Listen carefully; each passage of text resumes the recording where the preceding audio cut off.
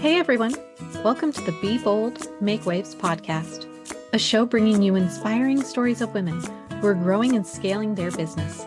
I'm your host, Laura Comark, a website and tech integration specialist who works with online business owners who love their work and not their website. Join me as we have incredible conversations about business, mindset, productivity, and of course, the website and tech behind the business. Let's go ahead and dive in to this week's episode. Hello and welcome to today's show. I'm so excited for you all to be here today. And for those of you who don't already know me, my name is Laura Comark. I'm a website and tech integration specialist who works with women who love their work, but not their website. My guest today, Dorothy Villeneuve, is dedicated to helping women create profitable online businesses that allow them to quit their day job, pursue their passions, and live a fulfilling life where they can strive as an entrepreneur and still have a life. She's an international sales and marketing consultant for online women entrepreneurs. Her unmatched service and done with you consulting helps online coaches and experts zero in on their zone of brilliance, simplify and increase their sales, and finally get all their fancy funnels and copywriting done, even if they dread tech and feel scattered. Dorothy, thank you so much for being here today. Can you tell our listeners just a little bit more about you and how you help people? Sure. It's a joy to be here. Thank you, Laura. I know we have a lot of fun together, so this should be really fun. Who I am and how I help people. I started out thinking I was a health coach. I tried really, really hard to be a health coach. I was a certified personal trainer. I have some nutrition certifications. And I didn't want to get out of bed and do that for people. It was kind of like trying to control people's religion. And I just didn't want to do that anymore.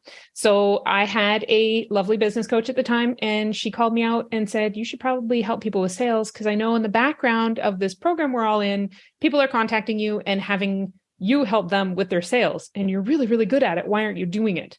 And I was like, well, because I'm running away from corporate and I hated it. And she laughed at me and said, yeah, but now you get to choose who you work with. Now you get to choose the people that you can help grow their businesses and their sales and do it in integrity and authenticity. So that's what I do now. I started out coaching, and then I realized very quickly that when I coach people, they would come back week after week. And a lot of times they were really busy and they weren't getting things done. So I pivoted to what I call coach salting, which is I use the, questioning process of coaching that we're all familiar with, that's so helpful, that helps you ideate, that helps it become your idea. And then I combine it with my consulting skills, which is, hey, here's what you're like, here's a good software for you, or here's what we can do with this particular thing, instead of them being left with the coaching questions surrounding the things that we know what are good answers to. So that's how I help in kind of a big, long nutshell. And that's kind of why I'm where I'm at in my business now and what I do. Oh, I love that so much. Sales is hard. And especially for someone who, like me, the sales that I've done prior to having my own business was all for another company. It was, when I was living in the Caribbean and working at the spice shop or the jewelry store or the art gallery and like doing sales for them. And that felt really easy. But selling for myself seems so much harder. Do you find a lot of women that you work with have that same experience? Yes, because you believe you're selling yourself. And you're not selling yourself, you're selling a service, a transformation, an experience, things like that. So it's entirely common. People get all up in their head. They worry about achieving results for their clients, which kind of is phenomenal, because if you are able to achieve results for your client without your client participating, then you probably have a much more high paying job than I do. So you can worry less about that, because I think it's co-creation and collaboration for 99.9% of people who are in the service or product industry. They're working with the particular client and they're delivering a result based on that collaboration and that co-creation. You're not selling yourself. If you were selling yourself, really, honestly, it would be worth, you'd be giving away, it would be sci-fi. You'd be giving away yourself. I think that's such an important point too, because I build websites. And there are people who think, oh, I build a website and then all these clients are just going to come to me. But really, the website is just a tool. And then the client still needs to go out. They have to market their services. They have to go tell people about it. They have to send traffic to that website. It's not if you build it, they will come. It's if you build it, you will have a tool to send them to look at and find out more about you and book a call with you. And pour into too, right? When we think about things like podcasts, blogs, the content and copywriting that goes into it, right? All of that can't be you continuously for the rest of your existence. You're providing a container for them to build from.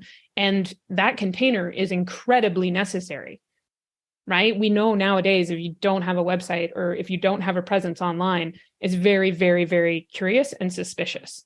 Yeah. And people are like, well, where's the evidence? Like, you say you're great, or you've got a few things that say you're great, maybe on your socials and things like that. But where do I actually land to kind of poke around and explore and discover more about you? And that onus falls 100% on your clients, right? Not on you.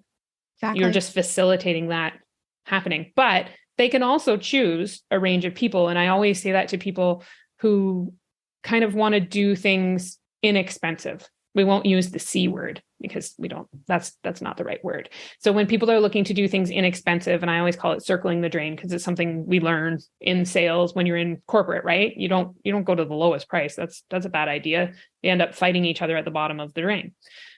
Whereas when someone like yourself shows up on the scene, like, they have a choice, they have a range. They can go to Fiverr, or they can work with someone who can deliver an exceptional product at a high value and get results that they desire and be really, like you say, happy with their website, pleased, ecstatic, proud to display it, that sort of thing.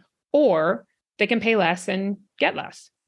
And that's a choice. So they get to make that decision. A lot of sales is the onus is on the decision maker, not so much on us as the delivery person who says, hey, great, it sounds like I have a wonderful solution for you. Here's the price point.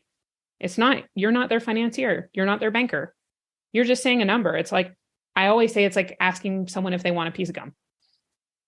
People love that one, because I'm like, if I offer you a piece of gum, you might say no, and I won't go and cry in my pillow, and it won't be about me. It'll just be like, you didn't feel like having some minty freshness in your mouth right now.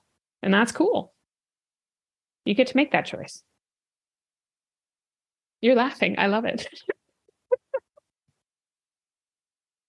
I love that analogy so much. And that's great. That's amazing. I actually haven't heard it explained in that way. I've heard the Advil one where yes. Someone has a headache. I think everybody has headaches. That's a great idea. Let's pivot on people's pain points, right? But a lot of times I don't need to talk to you about your pain points and how troublesome and horrid things are for you, because that's not the situation you're in. So it's kind of, I think it's still wise in your copywriting and things like that to think about the struggle or the pain or the what's keeping people up at night. I'm not going to say I don't leverage those things in my own copy. However, in conversations with people, a lot of times that's not the thing that we need to stick our elbow into in order to create a sale. Yeah. Love that. Instead, let's focus more on the minty freshness that they would have after.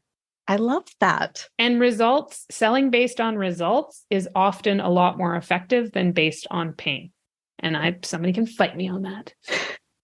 Well, that will not be me, because I agree with you 100%. So when someone comes to you and they're really struggling with not making it about them when they're selling, what are some tips or advice you have to do maybe some mindset shifting or reframing? Oh, sure. Usually I remember I had a client, Miche, who had this. It was really big for her because she was spiritual, energetic kind of coach. That was her stuff. And so it really felt like if people came into her experiences with her and they did these sort of astral travel events, if she wasn't able to connect properly or do these sorts of cleanses and clearings and things like that, right? That's big. That's transformative. That's energetics. That's saying to someone. So she felt like sometimes when she was telling people about what would happen, that if she sold them a particular thing for a particular price, that she wouldn't be able to communicate the value of it. And so what we did was we basically wrote it all out on a piece of paper. I get people to do that. Then I get them to have their brag book their testimonials, their, screenshots of everything. You should have a folder on your computer, whatever. So you're always going to run into a bad apple that makes you feel like a little potato when you're actually pretty cool, right? So have people do that. Write everything out about what they're actually delivering. Then have a brag book of people who've gotten results and look at the words they're saying. Because what happens, especially with the things that she was doing, was she was like really engaging energetics and doing some stuff that was pretty high level for people. And on a regular basis, they would always be saying to her, you've caused this transformation. You've created this huge aha. You've shifted my entire perspective on life. You've brought joy back to me, those sorts of things. And I was like, great. I'd love you to write down a list of all those things. And then please quantify them with a dollar. Tell me how much transforming my life, shifting everything for me, giving me these massive ahas. What's that worth? What is bringing joy back to me worth? And that is usually a great way to help people realize that the value is subjective and you're in charge of determining what's worthy of your time. And that helps you frame it differently. And most people talk to me and end up increasing their prices because I get frustrated that they're not being paid well enough for their time, for their efforts, and for what I bring 25 years of experience to things. You can work with tons of people who do sales and marketing consulting. You have a similar experience, right? Like, how much is that worth? How much is your lived experience worth? How much is your earned experience, your education, the time, the years you've spent in the trenches, all the work that you've done, the thousands of hours you've spent talking to people? That's worth money. So it's not about commoditizing what you do. It's about realizing that you're bringing a lot more to the table than you probably realize. Yes, 100%. All of the things you just said. I mean, I was just talking to someone about this yesterday, where as a techie person, sometimes to do a task for a client, I can get it done in 5 minutes, but I have a minimum of a 30-minute for any of those sort of tasks. And so this friend that I was talking to, who's also a web developer, web designer, and she was like, oh, I went and did this thing for a client. It only took me 6 minutes. And I'm like, but that's okay. You still bill her for the 30-minute minimum because it took you 6 minutes because you knew where to go, how to do it. It wasn't stressful for you. For her, it was probably stressful, even thinking about having to log into her website. It was stressful to even think about like, oh, how much time is this going to take for me to try to figure out and remember? I know I've maybe was showed how to do this, but like, it's just a lot of added, it can be even anxiety that people will get about making these little updates to their website. I had a client reach out to me just a couple weeks ago and I got an email from her and she's like, I went in, I tried to make a change. I deleted the whole page. Whoops. Sorry. Hopefully you can bring it back. Hopefully there's a backup for that bad boy. And she's on my maintenance plan. So I'm like, yeah, no worries. There's a backup. I'll get it restored. Not a big deal. But, and for her, luckily, and I don't know how much stress that might have caused her to even like get to that point. But it didn't sound stressful in the email, which I should ask her, like, I hope you were okay because, but like I know for her, at least like the peace of mind of knowing that paying me every month to maintain her site and keep backups helped ease whatever. She did not sound freaked out in that email at all. There was not a freaked out tone. No, and there would have been, like, you can almost guarantee that there would have been, if not for that. And that is it brings to mind that there's like a story about fixing a train or something. They're having a problem and the guy goes and he like hits the hammer once and then gives them a bill for like $10,000. I'm sure the price has changed over the years with inflation, but basically he's like, it's $1 to, for the hitting of the hammer, but the rest of the amount is for knowing exactly where to hit it to make it go. And I think that that's a big part of what we don't realize we bring to the table. We often undervalue ourselves because we don't know what we have amassed as value and knowledge and ease. You deal with tech like I deal with tech. Like a lot of people, I started my business patchwork quilting everything together, trying to save $1. And now I'm a big proponent of like all-in-one softwares that there wasn't really great ones when I first started. And now they've gotten a lot better.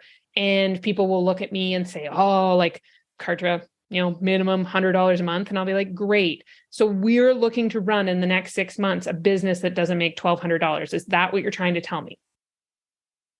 And they're like aghast. And I'm like, we talked about the boldness of my abilities. But honestly, if we're running a business and we're not planning on making $1,200 in 1 year's time, then you don't need to talk to me. We don't need to be investing. Do something different. Like these types of things that make life simple and put everything together are very much worthy and have value and will save you tons of headache. And the average bear is not into taping their tech together. And the average bear is not into going in the back end of their WordPress site and trying to figure stuff out, because it is daunting. Mm-hmm. There's a lot that I wasted. It's a story for another day, but I wasted a lot of time when I first started out hiding from doing my business by building my own website. And I wish I had kept a log of how long I spent on that website. And the fact that it probably lasted me like 6 months max. And quickly I realized it was horrible. I didn't like it. And I was busy enough that I didn't want to redesign it myself. So I got it redesigned. But I had the experience and the knowledge, which I always think is important. People haven't been waitresses. People haven't done housekeeping. I've done all these fun jobs. I've done a lot of jobs. And when you have the knowledge of how much work it takes to be a waitress, how much work it takes to be a housekeeper, how much work it takes to be in the back end of a website building things, suddenly the value of what you do in 5 minutes is certainly worth a 30-minute retainer value. Like, it's nuts, right? Yeah, 100%. Oh my gosh. So when is a good time for people to work with you? Where are people usually in their business where they're like, Dorothy, I need you. I need help. Like, usually they're in the range of 6 to 10 figures, or 6 to 10 figures. Wow, that'd be nice. Those are nice people. I could work with them. $6,000 to $10,000 a month is usually good. The 6-figure entrepreneurs get the most value out of me because they need to fix their systems. They need to streamline stuff. They're busy enough with their client load that they realize they need to systematize and streamline and automate. And then they also just need to polish things up. They need to polish their copy. They need to make sure they're emailing regularly. They need to spend their time getting featured on podcasts and things like that, right? And going and writing the articles and getting published and actually working with clients, because that's what they're doing for a living, rather than doing all of the other things that kind of get their systems running and things like that. And a lot of times it's funny because the last 3 or 4 people that I've worked with that have been 6-figure entrepreneurs have surprised the crap out of me by going in and looking at their back end. I'm sure this will happen to you as well with websites. They don't have a naming convention for their emails. So they're not saving templates. They're not saving themselves time in particular ways. They don't have dedicated, hey, today I do these 3 things. And then Tuesday I do these 3 things. And then Wednesday, they don't have a system or a plan. They don't have standard operating procedures to hand off to a VA so they can stop doing everything for their business. They still think they can wear 50 hats and run a 6-figure business and scale it to 7. And it's not possible. It's time to get help. So call Dorothy. Yeah. Clarify your messaging, start attracting more leads, simplify, only sell stuff you really enjoy, that sort of stuff. That's what I do really well. Okay. I want to talk a little bit about copy and messaging. Okay. So I know that's a big piece of like making sure that your sales messaging on your website is just like so on point. Can you talk about like, how does someone know? How do you know if your messaging's on point? People book calls with you. They take the call to action and actually do it. You got your Google Analytics set up and you see how many people are coming, and then you start looking at how many people you're converting. That's how you know what's working. You get people in your inbox who message you and say, oh, I was on your website and I read this and it stood out to me. This is me. I've lately, and you will laugh at this, had a lot of men reading my website and saying, I read it and I didn't know, and I hope I can work with you. I hope you'll work with me because I know you only work with women, which makes me laugh because I'm like, I think some of my messaging needs to change. So how do you respond to that? I've gotten some of that recently too, because it's in my email signature as well that, working with women who love their work, but not their website. They're like, but do you work with men? I'm like, well, my messaging is for women in all my marketing because that's what we do here. So we talk to one specific person. I said, I still work with men, but typically I'm marketing. I do a similar thing. I'll either I was going to say medium chill, but I don't medium chill people who talk to me in my business. I work well with people who have a good balance of, my husband always makes fun of me for talking about this, of feminine and masculine energy.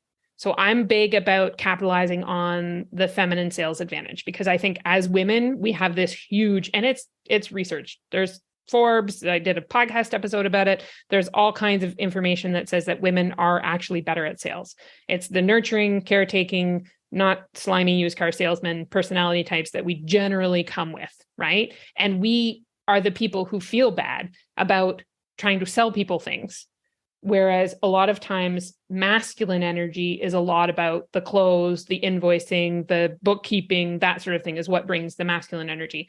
So the right men are lovely to work with for me, but I basically do a vibe check with them before I say yes or no. And if the vibe check flies, then, and usually they're men, this is funny, probably cisgendered men. A lot of times I don't know that I've worked with anybody else, but they're usually men who say, my wife really liked you and my wife thinks you're the perfect person for us. Right. And it's, so then already I'm like, okay, so you work really well with your wife. You're in a good teammate relationship, right? Where you're in a partnership and you're helping each other grow. That's a good sign to me that you're willing to be coached, that you're willing to listen, that you're willing to take on different ideologies and concepts and try things that are different. So that to me is a good fit client. I'm always just looking to work with great fit clients, really perfect people for me. I don't want to work with anybody who's like, maybe might be okay, but in 3 months, I want to pull my hair out and I don't want to get on a call with them. So those can be men, women, usually not children, not often dogs or giraffes. You get a lot of giraffes. No, not very many. I definitely would work with one. Like, I'm not going to lie. I would be interested of that. Maybe I can talk to some zoos, do their marketing. Oh my gosh. Dorothy, you cracked me up. I was so excited about this call. I knew how much fun we were going to have. I would love to talk a little bit about when you made the leap into entrepreneurship. What do you wish you had known before you made that leap? Oh, do you want me to be egotistical right now? Because I can, because I will. Oh, do it. I wish I knew what I brought to the table. I wish I don't regret the experience I went through because I think it really helps me connect with people who are doing a similar thing, who are having the doubts, who are having the confidence issues around sales, right? A lot of people have really great products, really great offers, really great whatever. And then they just get to sales and they sound like they're gurgling underwater, like, oh, would you like to buy this from me? Kind of thing. They get freaked out. Mm-hmm. I did not realize that I had a unique genius, that I had a brilliant zone, and that I was bringing that to the table from day one, and that I could leverage that, and that was my skill set, and that it could be easy. That what I could do could be fun. I thought, based on the conditioning of working since I was like 13, that it's work. You have to work. It has to be hard work. It has to be long hours. It has to be overwhelming and stressful and that sort of thing. Like, gosh, that's what I wish I had known. I wish I had known that from the very beginning. I should have taken it lightly, had fun, laughed about it, realized that my clients were human and that they were laughing and having fun, that sort of thing. I like the sales process is so hard for me. So I am one of those people that am not gifted in the sales department, which is shocking because my father's a salesman. But I never learned how to sell for myself when starting my business. So I definitely don't feel incredibly confident on sales calls. So when you have clients that come to you and are like, I don't feel confident on sales calls, what's some tips or advice you give them? Well, let's use you. Why don't you feel confident on sales calls? Are you comfortable with that? Answering that? Yeah, let's do it. Oh, this is going to be fun. Why am I not confident? I've probably because I have a lot of different services that I offer, and I'm always trying to find like what's going to be the best thing.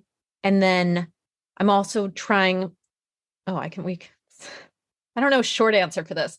Like one of the things I know I struggle with is I cannot do a short sales call. Like it takes me too long to like dig deep with potential clients and like find out really what's going on, get a big picture. And then it just, the way my brain works, it takes time to process things. I'm not on the spot, my husband's really good at the quick comebacks. And for me, it like comes 3 hours later. I'm like, oh, I have a good comeback for that thing that was said 3 hours ago. That's just like, I'm a processor. I have to sit and like process the information. You're a deep thinker, which is rare. Now we're looking for deep thinkers. Now society needs deep thinkers because we're missing them, right? We've lost that capacity. Okay. So wonderful. What I hear you saying is that you're not good at sales calls because you need to prepare the best answer for them, like give them the best option for them. So instead, there's two ways you can look at it. One, proposals after the call in a couple hours, just having a preliminary call that you do not put a heavy timeline on. I always tell people at the beginning of your sales conversation, you should say to someone, why did you book the call with me? Even though you get them to fill that out in your form, ask them again because life changes. And you don't know if that's their primary problem still. So you don't want to be talking to them about a problem that isn't the problem. That's just the worst way to not make a sale, right? Secondary to that, if they don't have a limit on their time, then tell them, hey, you know what? I like to get to know you really well. I like to spend a lot of time on a sales conversation with people. Your business becomes something that's really important to me. So if you don't have a time limit on this, I will try to keep it tight to 30 minutes. That usually gives me enough time to really hear from you what you're looking to accomplish with your website. But if we go a bit over, are you cool with that? If we vibe and things are going well and I'm getting deeper and I'm getting some good insights, is that cool? People will love you for that. You had a very long conversation with me. Did I get verklempt or upset or overwhelmed or unhappy? No, it was fun, right? It was a good vibe check. I've referred you a lot to a lot of people because I think you got the good stuff, right? So that's part of it, is getting comfortable in who you are. I very often have long sales conversations too when I first get to meet people, but I set the qualifier of, hey, this is a 30-minute call. What's your time constraint? And if people have a 30-minute constraint, then I tighten myself up and say, hey, we might need to have a secondary sales call. There are no flipping rules. This is your business. You get to do it your way. And the more you show up authentic and the more you open up to that and be vulnerable to people and say, hey, I'm like a deep thinker and it takes me some time sometimes. Like I want to give you the best option for your website and I may have to think this through. And I know some people tell you like, you got to close on the sales call, but I'm not that person. That's okay. I often give people permission to not close on the sales conversation because sure, stats say you will lose a lot of your clients by not closing on the sales call. But I run like a 80, 90% close rate on my sales conversations because I avoid talking to the people I shouldn't be talking to. I only talk to really high quality, good vetted clients that want to talk to me. And typically they convert. And guess what? We have long sales conversations and there's no flipping problem. People don't have a problem with it. So there. We've dealt with two of those. How does that feel for you? That feels amazing. So then the next thing is I know I get like awkward around the money talk and the pricing. And I'm like, oh, and I try to stay out of their wallet, but it's still like it comes through and like all my stuff starts to come up, which again, maybe is just don't say the price on the call. Or on the flip side, do I at least need to be giving a range on the call? Do you practice saying your prices in front of a mirror? No. Okay. But I could. Yeah, I would do that. I would deliver your price in front of the mirror. The secondary part of it is, and even whenever you go to increase your prices, which you probably should, Everybody should increase their prices right now. Whenever you go to increase your prices, make sure you deliver it in front of the mirror a bunch of times and you see yourself and you see how you're visually responding to the way that you are delivering the price. Because the minute you have doubts about your value, energetically, they have doubts, right? And you don't have to say anything. It's completely subconscious. It just creates this tension in the virtual air between the two of us that I start to think, you don't believe it.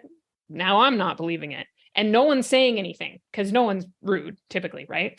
A lot of times people are dealing with their fear. So what's the worst thing that could happen? So people say, wow, that's a lot of money to me a lot. Yeah, it is. Here's how it breaks down. Let's unpack that. Why is that a lot of money for you? What do you expect to earn while working with me versus what are you earning on your own?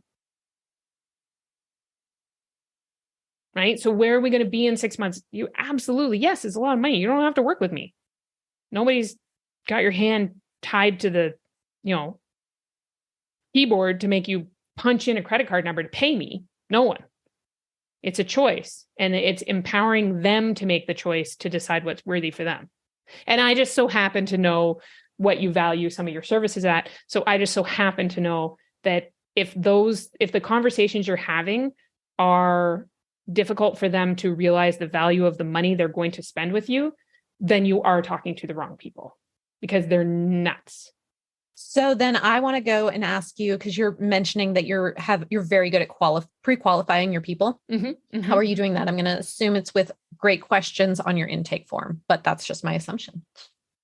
Yes, there's good questions on the intake form that allow me to determine whether or not they'd be a good fit for certain offers. Mm-hmm. So number one, so you financially need to know like where you can take them from to where they can go. Two, you definitely need to do your research before you get into a conversation with someone. So I'm going to go look at your social media followings, your websites, your things like that. When you fill out my form, I ask you to give me your deets. Like I want to know. And then I go do a 30-minute recon where I look things up and check things out, such that I've been on so many sales conversations with people who've done no recon on me. And then subsequently they don't make the sale. If you've done recon properly on your ideal client and you know what metrics to look for, then you know how they're performing. And when I ask about your finances, I want to know how much you're making. And if you're not making enough to speak to a higher end offer, I'm either going to move you towards a self-study or move you towards a lower ticket group thing, that sort of thing. Or I'm just going to be dead honest and say, hey, here's the things you could do to get yourself to the point where you could work with me. And I've also had people be like me, I did this. I sold my house. I had money to burn. The coach that I talked to for my very first coaching engagement was way outside my budget. Like I didn't even know people charge that amount of money. I practically fell off. It was a phone call, thank God. I practically fell off my chair. I was like, pardon? Like how much? And then it was the high pressure sale of like, you've got to close now. And if you don't give us a deposit or how are you going to get the money together? Are you going to ask friends and family? Are you going to go to your bank? Like it was evil. I don't do that to people. That is wrong. Right. But I had just sold my house and I had money and I believed that this could achieve the results that I wanted if I took this program. Therefore, I found the money. So also not being your client's banker. You don't know. I had a client who paid me in full right up front for a 5-figure engagement and her grandmother paid for it. I was just like, does your grandmother need any grandchildren? Is she busy? Because that's amazing. I don't think anyone in my life has ever had that much faith in me beyond me. So I was really impressed. But again, if I did my recon, I had my pre-qualification questions, the way I do my sales call flow, a little bit about that, also helps, right? Then it's stepping away from that particular thing. It's allowing the big, hairy, scary price point to be a big, hairy, scary price point, and then helping them unpack that. And maybe that comes from coaching, right? Because I often have to coach people through their own money stories or their own problems making the sale. But 99.9% of it can be pitch free sales. So getting to the point in the sales conversation where, and I think you could do this really well, you don't need to pitch them. They say, oh my gosh, okay, Laura, I know enough. I've heard enough. I've seen enough. Tell me what it's like to work with you. How much? When do we get started? Send me an invoice. Those sorts of people. I get that a lot now where I'm like a lazy salesperson now. I don't even pitch. And that ideally is where a lot of my clients love to get to. It is a really good spot because if you don't like trying to turn the conversation into, okay, let's talk about what it's like to work with me. Would you like to hear more about that? If you don't like saying that question, usually I can help. I don't think I haven't helped anybody not get there, put it that way. Oh, I love that. And that is all so helpful. Oh, I can't. Oh, good stuff, Dorothy. So good. Thank you. Thank you. Thank you. We are getting close to our time. That just flew by. I could sit here and talk to you all day about all of this. It's just amazing. And I love it so much. I have one question that I ask everyone who comes on the show. Mm-hmm. That is, what is one piece of advice you would give to someone when they are first starting out in their business that would help them be bolder, be louder, and make waves? Ooh, I would like everyone who just starts out in business to do something, and this will be like timely and relevant and topical. Elise Myers was talking about working with a therapist. Elise Myers, a la TikTok fame and Instagram fame. If you don't know her, you should just go look her up. She talks about tacos and dating. Okay.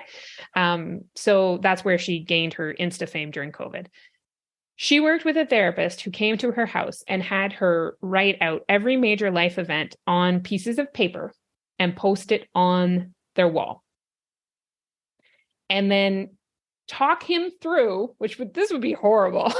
Talk him through all of these major life events. If people would do more of that, if you would sit down and say, here's when things have been really great. Here's when things have been really transformative. Here's the things that changed me. Here's the things that made me who I am. And then you brought that to the table as part of your unique brilliance and part of your business.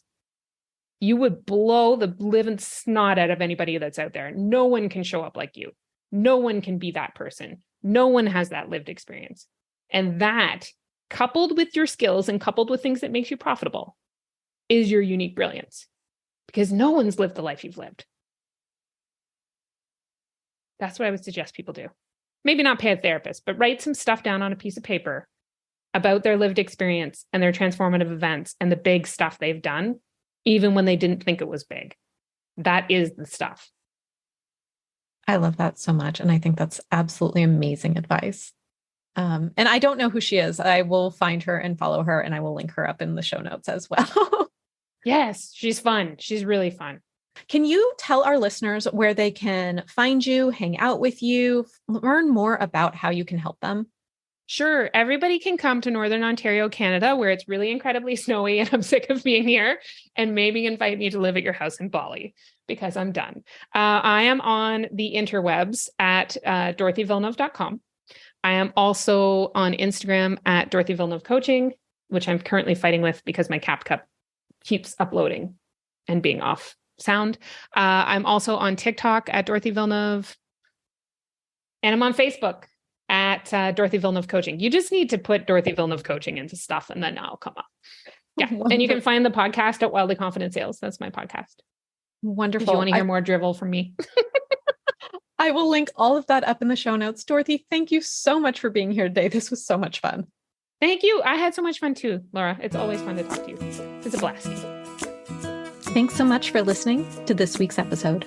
Be sure to check out the show notes at lauracomark.com/podcast. And if you're ready to turn your website into a marketing machine, get more sales, save time, and simplify the back end of your business, grab my free resource, Power Integrations for your website. Head on over to lauracomark.com/power. Thanks so much for listening. I'll see you next week. Bye now.